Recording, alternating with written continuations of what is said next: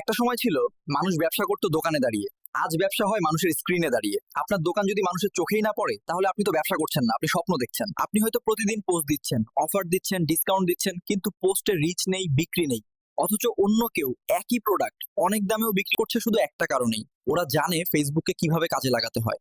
Facebook marketing মানেই শুধু একটা বুস্ট বাটন নয়, এটা একটা ডিজিটাল খেলার মাঠ, যেখানে জয়ী হয় সেই যে অডিয়েন্স সাইকোলজি, কন্টেন্ট স্ট্র্যাটেজি আর অ্যাডস ফানেল বুঝে। আর বাকি সবাই, তারা শুধু ট্রাই কোড দেখি বলা মানুষের ভিড়ে হারিয়ে যায়। কিন্তু আপনি জানেন কি, যদি আপনি ফেসবুক মার্কেটিং সঠিকভাবে বুঝেন ও প্রয়োগ করতে পারেন, তাহলে প্রতিদিন আপনার ইনবক্স ভরে উঠবে অর্ডারে। কন্টেন্ট, টার্গেটিং, বিজ্ঞাপন, কনভার্সন সবকিছুই যদি পরিকল্পনায় হয়, তাহলে আপনিও হতে পারেন আপনার ক্যাটাগরির রুবেল ভাই।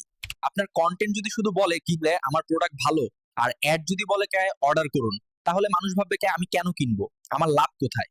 মানুষ চায় সমাধান, বিশ্বাস ও উপকার। তাই কন্টেন্টে বুঝিয়ে বলতে হবে তাদের সমস্যা আপনি কিভাবে সহজে সমাধান করতে পারেন। এইভাবে বললে তারা শুধু দেখবে না, অ্যাকশনও নেবে। আমি মোহাম্মদ কায়েস, একজন ডিজিটাল মার্কেটার। চলুন ফেসবুককে কাজে লাগিয়ে বদলে ফেলি আপনার ব্যবসার ভবিষ্যৎ।